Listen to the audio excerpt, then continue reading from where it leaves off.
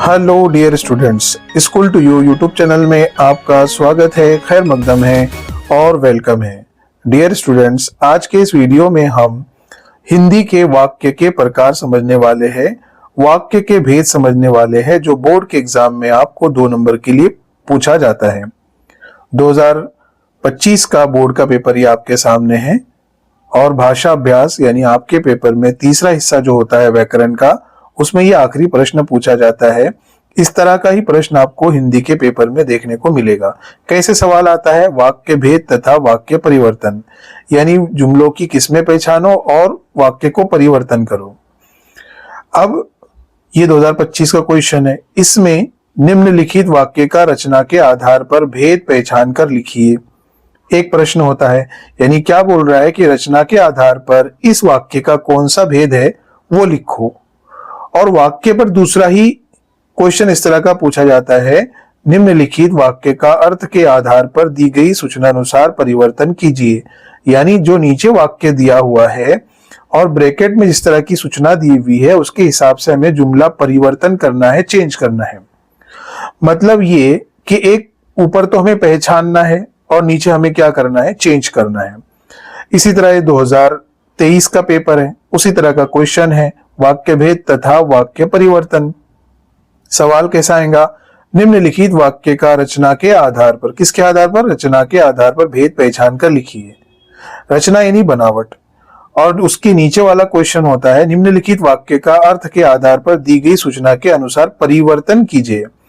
अर्थ के आधार पर होगा लेकिन उसे परिवर्तन करना है। किसमें परिवर्तन करना है? देखो ब्रैकेट में लिखा हुआ है, निषेधार्थक वाक्य।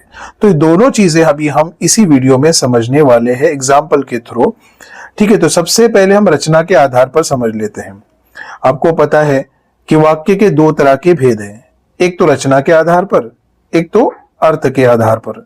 रचना के आधार पर यानी रचना यानी बनावट, जुमले की बनावट कैसी है, और एक अर्थ के हिसाब से, अर्थ यानी मीनिंग के हिसाब से। ऐसी 2 टाइप्स है। तो पहले हम क्या करेंगे, रचना के आधार पर वाक्य के भेद समझेंगे।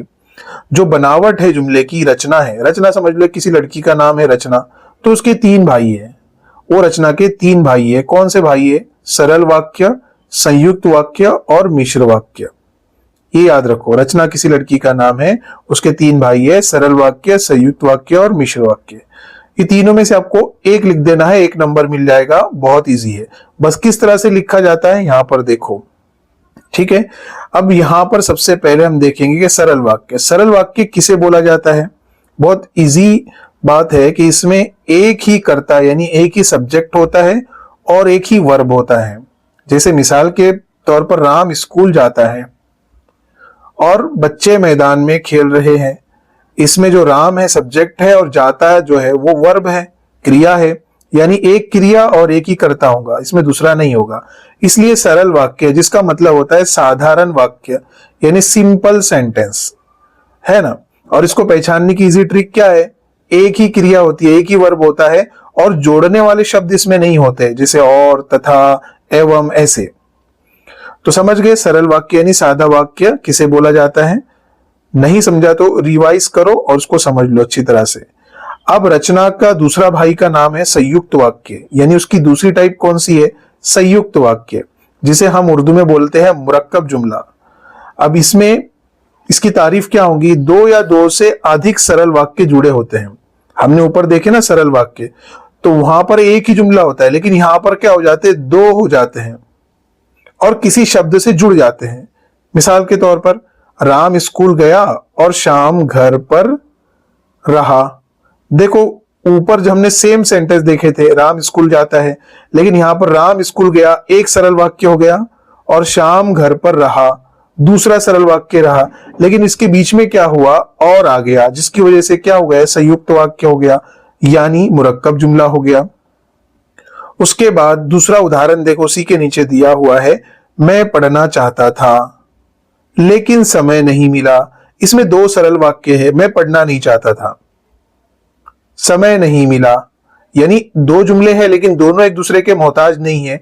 अगर आपने एक जुमले को बोल दिया तो दूसरे जुमले के लिए आपको सोचने की जरूरत नहीं है, और ये जुमला जुड़ा हुआ है लेकिन से। अब इसको पहचानने की आसान ट्रिक ये है कि संयुक्त वाक्य में दो जुमलों के दरमियान में और, लेकिन, अथवा, परंतु जैसे शब्द आते हैं। लेकिन ये बात याद रखना आपने कि दोनों जुमले जो होते हैं वो सरल वाक्य होते हैं, अपने पूरे पूरे मतलब का इजहार करते हैं। समझ गए? ये हो गया संयुक्त वाक्य।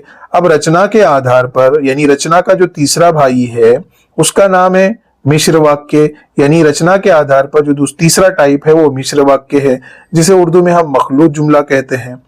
अब इसमें क्या होता है, एक जुमला दूसरे जुमले का मोहताज रहता, यानी जब तक आप दूसरा जुमला नहीं बोलेंगे, सेंटेंस नहीं बोलेंगे, पहला सेंटेंस कंप्लीट नहीं होता। जैसे मिसाल के तौर पर, जो लड़का खेल रहा है, मैं अगर यहां पर रुक जाऊं तो आप इंतजार करेंगे कि इसके बाद अगला कोई सेंटेंस है। भाई वो जो लड़का खेल रहा है ना, तब इंतजार करेंगे आप दूसरे सेंटेंस की, वो मेरा भाई है। तो अब वो पूरा वाक्य क्या हुआ, कंप्लीट हुआ, यानी पहला वाक्य दूसरे वाक्य का मोहताज था, इसलिए वो क्या हुआ, मिश्र वाक्य हुआ। मिश्र बोलते हैं मिश्रण को, यानी ये मिश्रण है, एक दूसरे के बगैर वो कंप्लीट नहीं होते। मैं जानता हूं कि, अगर मैं रुक जाऊं मैं जानता हूं कि, तो आप क्या करेंगे, दूसरे जुमले का इंतजार करेंगे कि मैं आगे कुछ बोलना चाह रहा हूं, वो आ जाएगा। ये क्या हो गया, मिश्र वाक्य हो गया। अब इसको पहचानने की आसान ट्रिक ये है, इसमें की, जो, क्योंकि, यदि जैसे शब्द बहुत आते हैं, और इसमें क्या होता है, एक हिस्सा दूसरे हिस्से पर निर्भर होता है, यानी मोहताज होता है। संयुक्त वाक्य में ऐसा नहीं होता है, वो अपना पूरा मतलब का इजहार करते हैं। ठीक है, तो याद रखेंगे आप, रचना के हिसाब से, रचना के आधार पर वाक्य के तीन ही भेद है, सरल वाक्य, संयुक्त वाक्य और मिश्र वाक्य। ठीक है, अब उसको पहचानने की ट्रिक देखो, तीसरे चौथे कॉलम में है, किस तरह से पहचाना जाएगा। अगर याद नहीं रहेगा तो इतना याद रखना, रचना यानी बनावट, और रचना के तीन भाई है, सरल वाक्य, संयुक्त वाक्य और मिश्र वाक्य। तीनों में से आपको एक लिख कर आना है, और आसान ट्रिक मैंने आपको समझा दिया। ठीक है, अब इसी बोर्ड के पेपर में 2025 का पेपर हमने ये समझ लिया रचना के आधार पर, उसी के नीचे जस्ट वाक्य के बेस पर हमें दूसरा प्रश्न पूछा जाता है। लेकिन यहाँ पर आपको पहचानने के लिए नहीं पूछा जाता, बल्कि बनाने के लिए और परिवर्तन करने के लिए पूछा जाता है। जैसे मिसाल के तौर पर यहाँ पर पूछा हुआ है, निम्नलिखित वाक्य का अर्थ के आधार पर दी गई सूचना अनुसार परिवर्तन कीजिए। यानी ये बोल रहे हैं कि अब अर्थ के हिसाब से, पहले तुमने रचना के हिसाब से बोला था, अब अर्थ के हिसाब से नीचे जो जुमला दिया हुआ है वो सूचना के अनुसार परिवर्तन करो, यानी चेंज करो। अब जुमला क्या दिया हुआ है, चित्रकला का माध्यम आपने चुना। एक तो साधारण वाक्य है, लेकिन उसको चेंज करना है प्रश्नार्थक वाक्य के अंदर, यानी क्वेश्चन सेंटेंस बनाना है, यानी प्रश्नार्थक वाक्य बनाना है। ठीक है, समझ गए। अब 2024 का पेपर सेकंड एग्जाम्पल देखो तो आपको और समझ में आ जाएगा। इसमें क्या लिखा हुआ है, निम्नलिखित वाक्य का अर्थ के आधार पर दी गई सूचना के अनुसार परिवर्तन कीजिए। यानी अर्थ के हिसाब से हमको परिवर्तन करना है, और जुमला दिया हुआ है, ये एक भोले इंसान का विश्वास था, और किस में चेंज करना है, निषेधार्थक वाक्य में चेंज करना है। अब इस तरह के क्वेश्चन आते हैं। अब कब चेंज करेंगे, जब आपको पता चलेगा कि प्रश्नार्थक वाक्य किसे बोलते हैं, निषेधार्थक वाक्य किसे बोलते हैं। पहले हम समझ लेंगे, फिर मैं आपको चेंज करके बताऊंगा। ठीक है, अब अर्थ की दृष्टि से, हमने पहले रचना के तीन भाई पढ़े थे, वो रचना के आधार पर थे। अब अर्थ के आधार पर, अर्थ जो है वो मतलब, अर्थ के मानी क्या होते हैं, मीनिंग होते हैं। तो मीनिंग के आधार पर बहुत सारी किस्में हैं, लेकिन मैं आपको इंपॉर्टेंट बता रहा हूं जो अभी तक 10 सालों में पूछे गए हैं। सबसे पहला जो इंपॉर्टेंट, विधानवाचक वाक्य। विधान यानी बयानिया जुमला, कोई भी ऐसा जुमला जिसमें कोई बयान हो। जैसे राम रोज स्कूल जाता है, आज मौसम बड़ा सुहाना है। ये एक साधारण जुमले हैं, और ये आप इजीली पहचान लेंगे, लेकिन आपको लिखते आना चाहिए विधानवाचक, और ये हम बहुत कम चेंज करने के लिए कहा गया है। ये जो दूसरा है प्रश्नवाचक वाक्य, ये बहुत बार पूछा गया है। जिस वाक्य में प्रश्न पूछा जाए उसे हमें क्या कहते हैं, प्रश्नवाचक वाक्य कहते हैं। यानी ऐसा जुमला जो सवाल हो वो प्रश्नवाचक वाक्य है। आपने खाना खाया क्या, आपको क्या खाना पसंद है, आप कहाँ घूमने गए थे, ये सब प्रश्नार्थक वाक्य है। अब आपको कोई जुमला दे दिया जाएगा और आपको बोला जाएगा कि इसको क्या करो, प्रश्नार्थक वाक्य बनाओ। जैसे तुम कहाँ जा रहे हो, क्या तुमने खाना खा लिया, ये सवालिया जुमले हो गए। मैंने जवाब में कहा कि खाना मैंने खा लिया, इस जुमले को सवाल बनाओ, तो हम क्या बनाएंगे, क्या आपने खाना खा लिया, ये सवालिया जुमला बन गया, यानी प्रश्नार्थक वाक्य या प्रश्नवाचक वाक्य बन गया, एक ही चीज है। अर्थक वाक्यों में क्या, क्यों, कब, कैसे ऐसे शब्द आते हैं और लास्ट में प्रश्न चिन्ह आता है। अब उसके बाद है नंबर 3, आज्ञावाचक वाक्य। ये भी पूछा गया है तकरीबन 2022 के पेपर में। सेंटेंस दिया हुआ था और बोला था कि इसको आज्ञावाचक वाक्य बना दो, यानी हुक्मिया जुमला बना दो, आज्ञा दे दो, दरवाजा बंद करो, यहां बैठो, बैठिए, ये क्या है, हुक्म है। अगर मैंने कहा कि मुझे पेन दो, ये हुक्म है।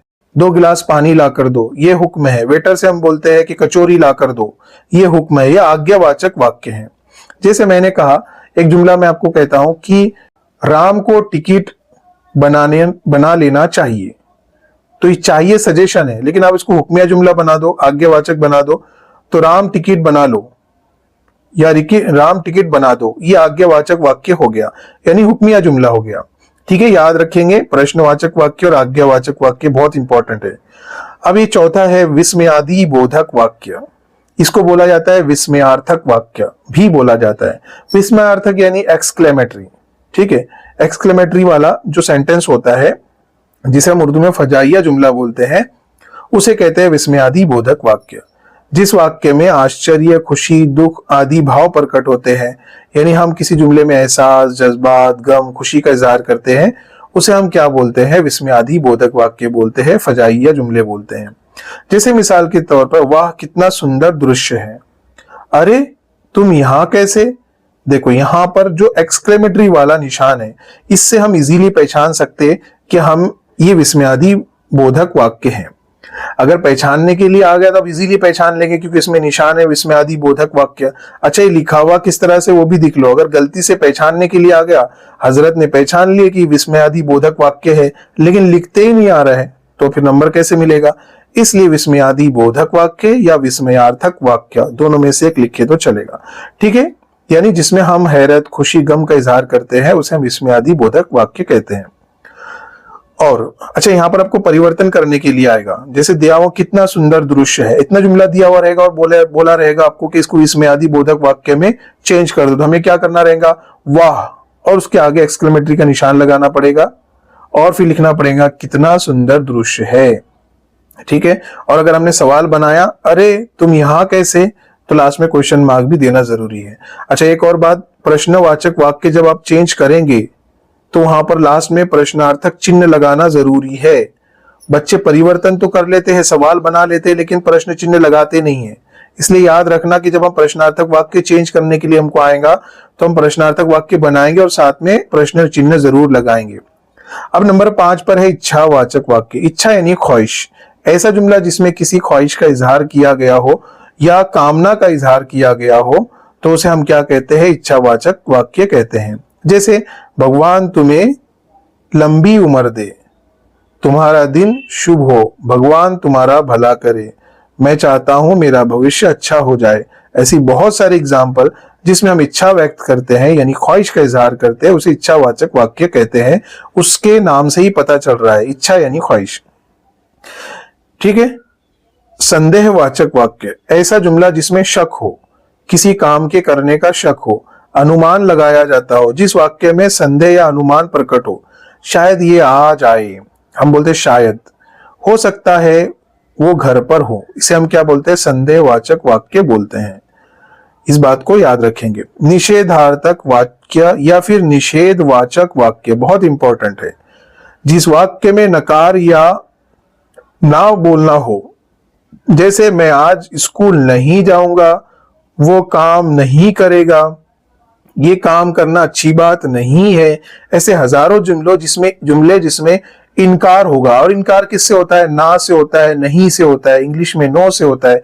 जैसे आपको नहीं दिख गया, समझ लो कि वो निषेधार्थक वाक्य है, लेकिन आपको परिवर्तन करने के लिए आएगा।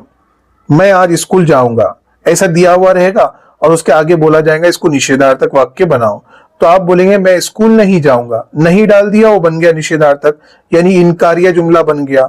तो इनकार किससे करते हैं, हम नहीं से करते, तो याद रखो निषेध करना यानी इनकार करना। नो जैसे डाल दिए, नहीं जैसे डाल दिए, तो निषेधार्थक वाक्य बन गया।